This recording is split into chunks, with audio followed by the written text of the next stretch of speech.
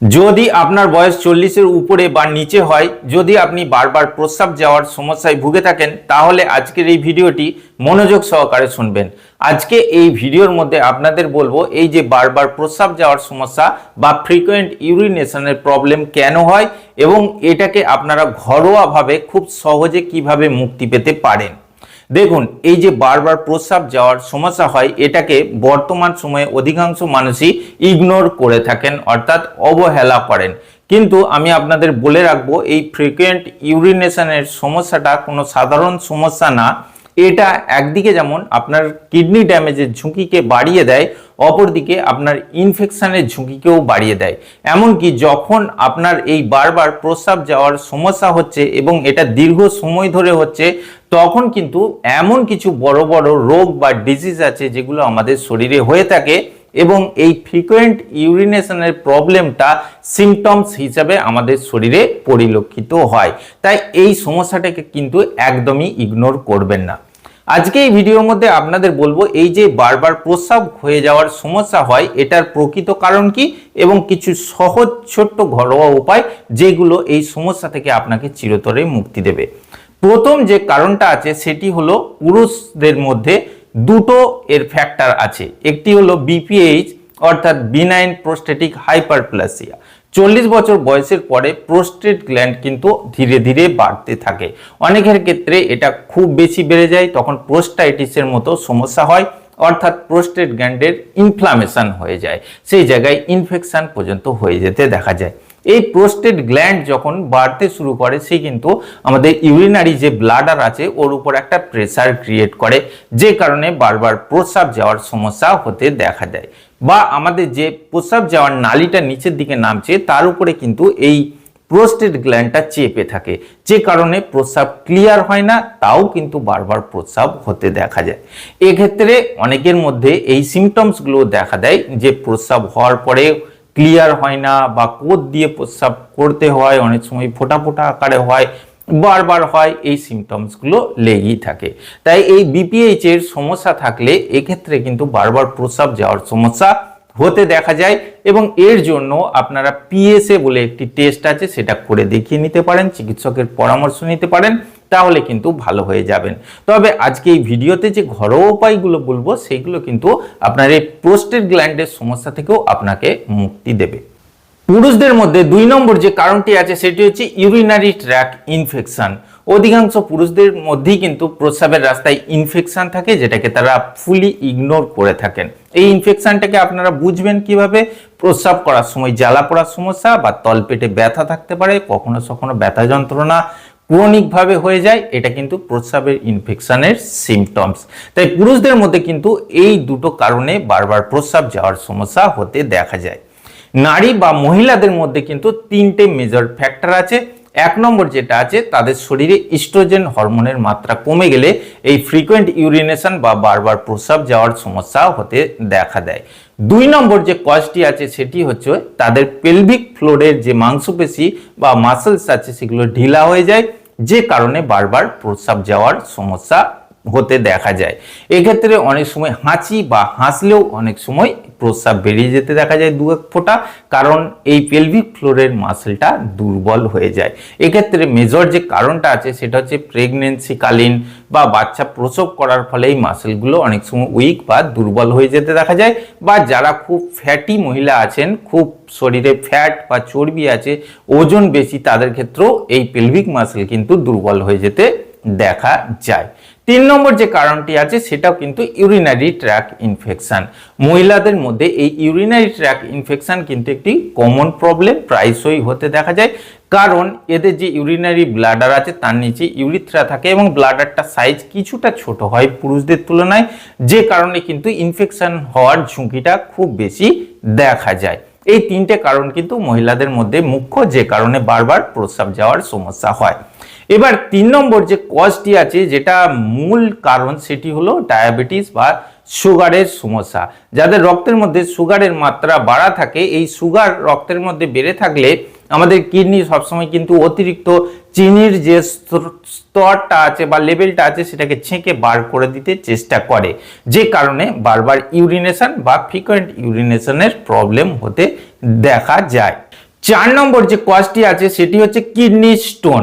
অনেকেরই আছে কিডনির মধ্যে স্টোন আছে, তারা বুঝতে পারেন না, দেখা গেল কোনো সময় তারা একটা আল্ট্রাসাউন্ড করেছেন তারপর ধরা পড়েছে।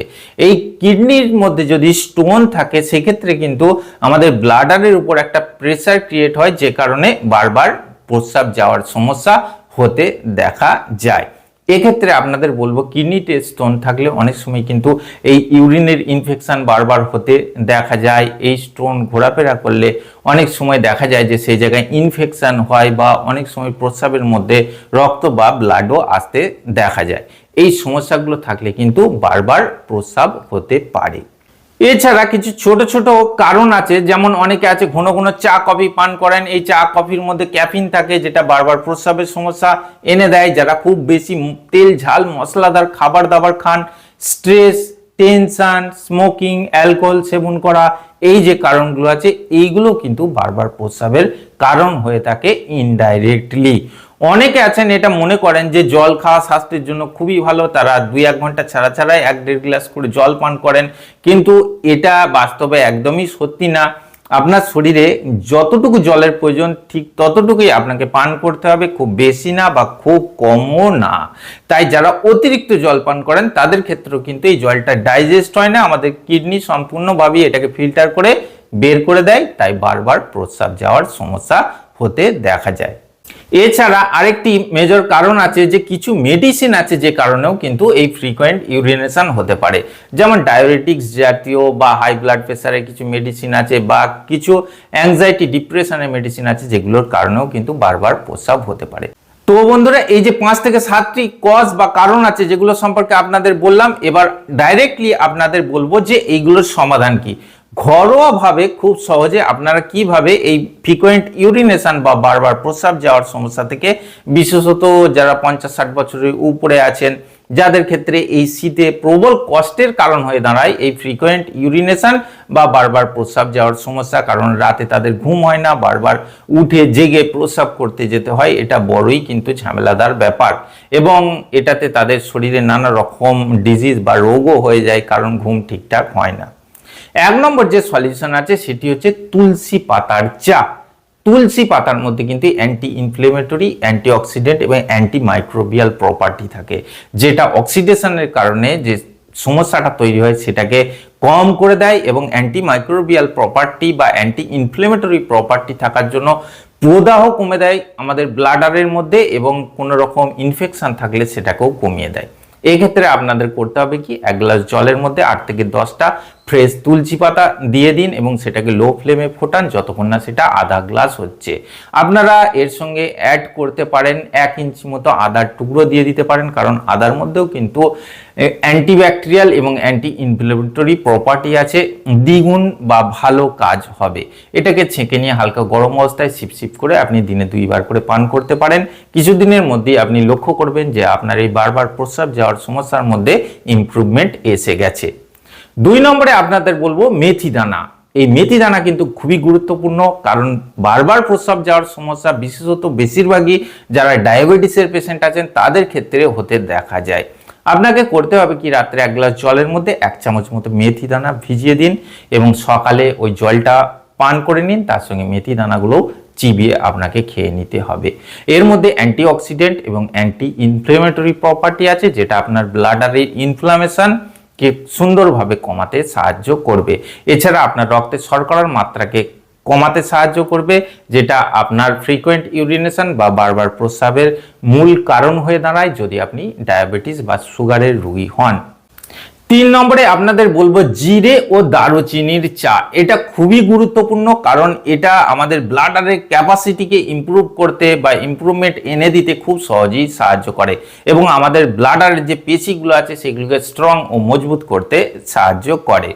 আপনাকে করতে হবে কি, 1 গ্লাস জলের মধ্যে 1 চামচ মতো জিরা দিন এবং সেটা 1 থেকে 1.5 মিনিট ফোটার পর একটা সিনামন স্টিক বা একটা দারুচিনির স্টিক আপনি দিয়ে দিন এবং দিয়ে আরও 5 থেকে 7 মিনিট লো ফ্লেমে ফোটান। সেটা ফুটে যাওয়ার পর সে মলিকুলগুলো যখন জলের সঙ্গে মিশে যাবে তখন ছেঁকে নিয়ে হালকা গরম অবস্থায় পান করতে পারেন। এটাও করতে থাকুন, দেখবেন আপনার এই ফ্রিকোয়েন্ট ইউরিনেশনের সমস্যা কিন্তু খুব সুন্দরভাবে কমে যাবে। 4 নম্বরে আপনাদের যে রেমেডিটির কথা বলবো সেটি হলো আমলকি। আমলকি কিন্তু এই সমস্যায় ম্যাজিক্যাল মেডিসিনের মতো কাজ করে, কারণ এর মধ্যে প্রচুর পরিমাণে ভিটামিন সি থাকে, অ্যান্টিঅক্সিডেন্ট থাকে, অ্যান্টি মাইক্রোবিয়াল এবং অ্যান্টি ইনফ্লেমেটরি প্রপার্টি থাকে, যেটা আমাদের ব্লাডারের সব সমস্যাগুলোকে খুব সুন্দরভাবে কমিয়ে দেয়। সেটা আপনার বয়স 40, 50, 60, 70 বা 80 যাই হোক না কেন, যে কোনো বয়সেই কিন্তু এই আমলকি খুব সুন্দর কাজ করে এই বারবার প্রস্রাব যাওয়ার সমস্যাকে কমানোর জন্য। এক্ষেত্রে আপনি কাঁচা আমলকি চিবিয়ে খেতে পারেন, এর জুস বের করে খেতে পারেন, এইভাবে নিয়মিত খেতে থাকুন, বা আপনি শুকনো আমলকিও খেতে পারেন। এইভাবে খেতে থাকলে কিন্তু আপনার এই ব্লাডারের ক্ষমতা বেড়ে যাবে এবং কোনো ইনফেকশন থাকলে সেটাও কমে যাবে, আপনাকে আর বারবার প্রস্রাবে উঠতে হবে না। তো বন্ধুরা, এই যে 4টি ঘরোয়া উপায়ের কথা বললাম, এইগুলোকে যদি আপনারা রুটিনলি ফলো করেন, তবে একসঙ্গে না অল্টারনেটিভলি আপনাদের নিতে হবে, তাহলে কিন্তু আপনার বারবার প্রস্রাব যাওয়ার সমস্যা থেকে আপনি খুব সহজেই মুক্তি পেতে পারেন। বা যে কোনো 2 প্রকার রেমেডিকে আপনি কন্টিনিউ করুন, আপনি খুব ভালো উপকারিতা পাবেন এবং কিছুদিনের মধ্যে লক্ষ্য করবেন আপনার এই বারবার প্রস্রাব যাওয়ার সমস্যা অনেকটা কমে গেছে। এক্ষেত্রে আরও আপনাদের অ্যাড অন করবো কিছু মিস্টেক্সের কথা। যেমন, যদি আপনাকে প্রস্রাব পায়, দেখা গেল আপনি যে জায়গায় কাজকর্ম করছেন সেই জায়গায় হয়তো টয়লেট নাই, সেই ক্ষেত্রে কিন্তু প্রস্রাবকে চাপবেন না। প্রস্রাব চাপার ফলেও কিন্তু এই বারবার প্রস্রাব যাওয়ার সমস্যা তৈরি হয়, বা বারবার প্রস্রাব চাপলে কিন্তু আমাদের ব্লাডারের যে পেশিগুলো আছে সেগুলো উইক বা দুর্বল হয়ে যায়, যেটা থেকে নানা রকম রোগ ব্যাধির উৎপত্তি হতে থাকে। এবং প্রস্রাবকে যখন আপনি চাপবেন তখন কিন্তু আমাদের ব্রেন থেকে ইউরিনারি ব্লাডারের যে নার্ভাস সিস্টেম আছে তারাও দুর্বল হয়ে যাবে ধীরে ধীরে। তাই এটা একটা ব্যাড হ্যাবিট, এটাকে কিন্তু আপনাকে যে কোনো প্রকারে ত্যাগ করতে হবে, না হলে কিন্তু এই বারবার প্রস্রাব যাওয়ার সমস্যা কোনোদিনই যাবে না। 2 নম্বরে হচ্ছে আপনাকে স্ট্রেস, টেনশন বা ডিপ্রেশন এইগুলো কমাতে হবে। এইগুলো থেকেও কিন্তু বারবার প্রস্রাব যাওয়ার সমস্যা তৈরি হয়, কারণ আপনি যখন স্ট্রেস, টেনশনে ভুগছেন, আপনার ব্রেনের মধ্যে ওভার থিঙ্কিং হচ্ছে, তখন কিন্তু আমাদের ব্রেন ফাইট অ্যান্ড ফ্লাইট মোডে থাকে, যে কারণে আমাদের শরীরে সব রকম গড়বড়ি শুরু হয়ে যায় এবং দেখবেন বারবার প্রস্রাবের সমস্যা কিন্তু এই স্ট্রেস, অ্যাংজাইটি থেকে উৎপন্ন হয়। রাতে শুতে যাওয়ার 3 থেকে 4 ঘন্টা আগে কখনই চা, কফি পান করবেন না। আগে আপনাদের বলেছি যে এর মধ্যে ক্যাফিন থাকে, যেটা বারবার প্রস্রাব যাওয়ার মূল কারণ হয়ে দাঁড়ায়। এই ক্যাফিন কিন্তু সব ক্ষেত্রে সুইটেবল না, বিশেষত এই যাদের ব্লাডারের প্রবলেম আছে বা বারবার প্রস্রাব যাওয়ার সমস্যা আছে তাদের ক্ষেত্রে এটা কিন্তু ইগনোর করতে হবে। যদি আপনার সমস্যা খুব বেশি থাকে তাহলে আপনাকে অন্ততপক্ষে 10 থেকে 15 দিন চিনি এবং লবণ এই দুটোকে বন্ধ করতে হবে। বিশেষত লবণ একদমই বেশি খাওয়া যাবে না। এই সমস্যা কিন্তু এই লবণ এবং চিনি এই দুটো জিনিস খুব বেশি বাড়িয়ে দেয়, তাই এইগুলোকে আপনাকে ত্যাগ করতে হবে। সঙ্গে ফাইবার জাতীয় খাবারকে অ্যাড অন করতে হবে, বেশি করে পরিমিত পরিমাণ জল পান করতে হবে। এইভাবে চলুন এবং এই ঘরোয়া রেমেডিগুলোকে ফলো করুন, দেখবেন আপনার এই ফ্রিকোয়েন্ট ইউরিনেশনের সমস্যা থেকে আপনি খুব সহজেই মুক্তি পাবেন। আশা করছি আজকের ভিডিওটি আপনাদের ভালো লেগেছে। যদি ভালো লাগে অবশ্যই একটি লাইক করবেন, আর এই ধরনের ভিডিও আরও পাওয়ার জন্য আমার চ্যানেলটিকে সাবস্ক্রাইব করে পাশে বেল বাটনটি টিপে অল অপশানটি ক্লিক করে রাখবেন। দেখা হচ্ছে পরের ভিডিওতে, ভালো থাকবেন, ধন্যবাদ।